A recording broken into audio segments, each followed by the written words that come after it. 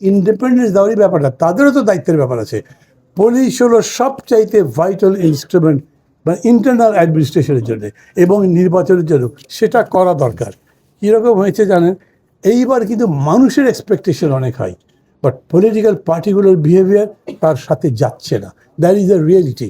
এখানে মোবারক ভাই আছেন, একসাথে জেলে ছিলাম অনেক দিন, সুখে দুঃখে অনেক দিন ছিলাম। তারপরে আমি বলি, হঠাৎ করে আগে দেখলাম কীরকম বিএনপি জামাতে এক হয়ে গেছে, এখন আবার সেপারেট হয়ে গেছে। তখন একই হয়েছিল কেন, আর এখন আলাদা হলো কেন, তা জানি না। এবং পরস্পরের সাথে এক ধরনের পরিস্থিতিতে হচ্ছে, দিন দিন মনে হচ্ছে যেন ঘনীভূত হচ্ছে। ক্রাইসিস ওই জায়গায়। মাহমুদুর রহমান মান্না, স্বপন আর রাশেদের মধ্যে ঝগড়াঝাটি লেগে যাবে এরকম কিন্তু সম্ভাবনা নাই। এটা হলে খুব বড় কিছু হবে সেটাও না। You make responsible the big political party, যে তোমরা রিয়েলি কী করছো। সাকসেস অফ দিস ইলেকশন যেটা মানুষের কাছে গ্রহণযোগ্য হবে, সেটা নির্ভর করে মূলত বড় রাজনৈতিক দলের উপরে।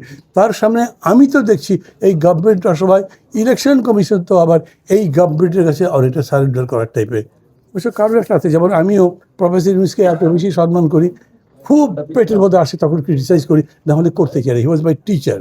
যিনি সিইসি, উনিও তার ছাত্র ছিলেন আমার 2 বছর 3 বছর পরে। উনিও সম্মান করেই করেন, কিন্তু যখন আপনি পলিটিক্যাল রেসপন্সিবিলিটি পান, তখন ইট শুড বি ইকুয়াল। সমানের ভিত্তিতে সত্য মনে করবেন, তাই করবেন। আমি এরকম মনে করছি, যা যা চলছে, বাকি যে সমস্ত ফ্যাক্টগুলো বলেছেন, সমস্ত কিছু সত্যি। মামলা দিচ্ছে, দেখছে, মনে করছে যে এই ক্যান্ডিডেট ও তার প্রতিদ্বন্দ্বী হতে পারে, তার নামে যদি মামলা দিতে নাও পারে, তার সবচেয়ে ঘনিষ্ঠ যে লোক, যে তার জন্য ওয়ার্ক করতে পারে, তার নামে মামলা দিচ্ছে। পুলিশ মামলা দিচ্ছে, এইদিকে যদি দেয়, পুলিশ কিছু করছে না। তাহলে পুলিশগুলো যখন যেতে থাকবে, তখন কি হবে? সমস্ত জায়গাতে যে পোস্টিং রয়েছে, দেখেন ডিসি এসপি তো খুবই ভাইটাল না, কিন্তু এসব সম্পর্কে আপনাদের কি বক্তব্য আছে? থানার একটা ওসি যদি ঠিক মতো দিতে পারি, তো ভোট তো অর্ধেক জিতে যাবো। কী করতে পারবেন আপনারা? যতই বড় বড় সভা করেন না, যাই করেন না কেন, যতই অনলাইন প্রচার করতে থাকেন, যদি মানুষের মধ্যে জাগরণ হয়, তাহলে একটা জিততে পারবেন। আর তা যদি না হয়, তাইলে এখন থেকে আমি আপনাদের কাছে প্রত্যাশা করব যে এইগুলোর উপর আপনারা বলেন, কোথায় কোথায় কতগুলো অ্যানোমালিজ হচ্ছে, এখন থেকে স্পষ্ট, এবং তার রেমেডিও বলেন, তাহলে আপনাদের জন্য ভালো হবে। লাস্ট কথা হচ্ছে যে, মানে এটাও যে করতে পারবেন কতগুলি সন্দেহ করবার কারণ কি, আমি আপনাদের স্ট্রাকচার সম্পর্কে জানি না। আমাদের পলিটিক্যাল পার্টিগুলোতে কী হয় সবাই নিশ্চয়ই বোঝেন, আমরা একটা প্রসেসের মধ্যে দিয়ে বাড়তে থাকি। মেবি কলেজ জীবনে শুরু করেছি, 70-75 বছর পর্যন্ত ওটাই করছি। আমাদের সারেন্ডার করতে হবে, আমাদের অন্য কনসিডারেশন দেয়। কিন্তু আপনারা যে স্ট্রাকচার করেছেন, আপনাদের উদ্যোক্তাদের ব্যাকগ্রাউন্ড কী, আপনারা কি চাকরিজীবী, আপনারা কীভাবে আছেন, আপনারা যে নতুন নতুন অবজারভার অ্যাপয়েন্ট করছেন, যাদেরকে ফিল্ড অফিসার বানাচ্ছেন, তারা কারা, কীভাবে অ্যাপয়েন্ট করছেন, তাদের কি বেতন দেন, ওদের কি পারচেস করা সম্ভব? আপনি বেতন দেন, যাই অ্যামাউন্টই দেন না কেন, আই এম এ ক্যান্ডিডেট, আপনাদের এরকম 10টা অবজারভার কিনে ফেলবো, আটকাতে পারবেন কোনোভাবে? এগুলো খুব ইথিক্যাল কোয়েশ্চেন। আমি দায়ী করার জন্য বলছি না, টোটাল বিষয়টা বুঝে নির্বাচন পর্যবেক্ষণ টিমগুলো যদি যেরকম করে আপনার ফেডারেশন টাইপের একটা কিছু করেছেন, তো এইরা যদি ফাংশন করে এখন থেকে, আমি মনে করি তাহলে ইলেকশন আরও বেশি পজিটিভ হতে পারে। একটা জিনিস সত্যি, মানুষের প্রত্যাশা অনেক বেশি। মানুষ এখনও প্রতিবাদী। যদি দেখে যে ওই সমস্ত, মানে যে 24-এর অভ্যুত্থানের যে স্পিরিট ছিল, সেটার সাথে বেইমানি করেছে, বিশ্বাসঘাতকতা করেছে, তাহলে তার বিরুদ্ধে মানুষ আবারও রুখে দাঁড়াতে পারে। এটা কিন্তু আমার মনে হয়। যদি অনেকে বলেন এত ঘন ঘন কি অভ্যুত্থান হয় নাকি, ঘন ঘন অভ্যুত্থান তো হয়েছে প্যারিসে, যে বিপ্লব হয়েছে ফ্রান্সের, ওটা তো কিছুদিন পর হয়েছে। কটা 5টা রিপাবলিক হয়েছে নতুন।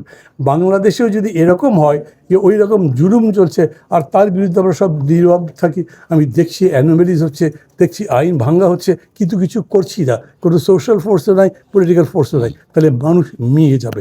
আপনাদের কাছে আমার সেই প্রত্যাশা।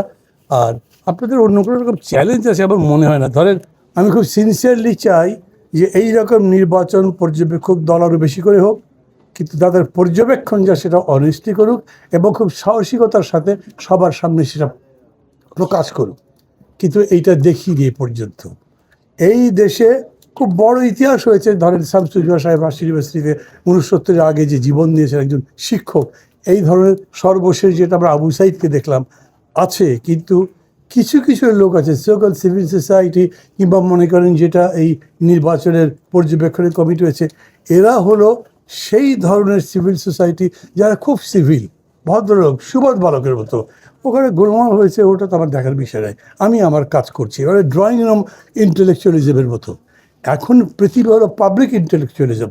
জনগণের থেকে শিক্ষা নিয়ে জনগণকে আপনারা পরামর্শ বলবেন এবং তাতে যাতে জনগণের উত্থান হয় সেই রকম সাহস নিয়ে কি আমরা কাজ করছি? যেমন ধরেন, আমার কাছে মনে হয়েছে যে আপনারা এই উদ্যোগটা নিলেন, খুবই ভালো, কিন্তু আমি আপনাদের সম্পর্কে কিছু জানি না। আপনারা কয়েকটা সংগঠন মিলে শুরু করেছেন, এই সংগঠনগুলো এই কাজগুলো করছেন। হোয়াট ইউ রিয়েলি অবজার্ভ, এই পর্যন্ত কি দেখেছেন? আমরা রাজনৈতিক দলগুলো যে অভিযোগগুলো করছি, আমরা কি ফালতু অভিযোগ করছি? আমরা যে সরকারের নিরপেক্ষতা নিয়ে প্রশ্ন করছি, আমরা যে সরকারের ক্ষমতার অপব্যবহার নিয়ে প্রশ্ন করছি, আরও অনেকগুলো কথা বলছি। মানে এক উপদেষ্টা শত শত কোটি টাকা তার নির্বাচনের জন্য ব্যয় করছেন, তার নিজের কনস্টিটিউন্সি দিচ্ছেন, ঢাকার 3টা কনস্টিটিউন্সি দিচ্ছেন। আপনাদের এই ব্যাপারে তো কোনো বক্তব্য নাই, মনে করেন কি না যেটা অন্যায়? ঠিক এরকম করে ধরেন আরও ক্ষমতার যতগুলো অপব্যবহার হয়েছে সেগুলো কি বলছেন? এখনই বলেন না ভোটের পরে যে বলবেন, এটা বিশ্বাস করা যাবে? এখন এই সরকারের জন্য বলছেন না, আর তখন নির্বাচনের পরে যারা জিতবে, এখনই তো গুনে গুনে পুলিশ চলে। পুলিশের কাছে মামলা দিতে গেলে যদি দেখে যে না এই লোক জিতে তো ক্ষমতায় যেতে পারে, মামলাই নেয় না। এরপরে যখন ভোট হবে না, ভোটের দিন ভোটের বাক্স বগলের নিচে হাঁটা দিল, ও যদি দেখে যে ওই ক্ষমতায় যাবে, তাহলে পুলিশও কিছু করবে না। পুলিশ সম্পর্কে আমি ক্রিটিক্যাল এই কারণে, আমি দেখছি যে গভর্নমেন্ট এই পুলিশকে স্ট্রেটেন করার জন্যে, এইটাকে তার দায়িত্ব যথাযথভাবে পালন করবার জন্যে যা করা উচিত ছিল কিচ্ছু করেনি।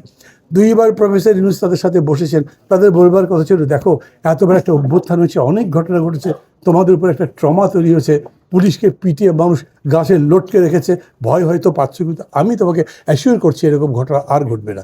কিন্তু যারা মানবতা বিরোধী অপরাধ করেছো তাদের তো বিচার হবে, সাজা হবে, তোমরা দেশ গড়ার কাজে আসো। আমি এই রকম অ্যাপিল দেখিনি। আমি পুলিশের পক্ষ থেকে সর্বশেষ বাহার সাহেব মানে আইজি, উনি কিছু কথা বলেছেন, কিন্তু সেটাও হলো কেবল তাদেরকে ইন্ডিপেন্ডেন্স দেওয়া হোক এইটুকু বলেছেন।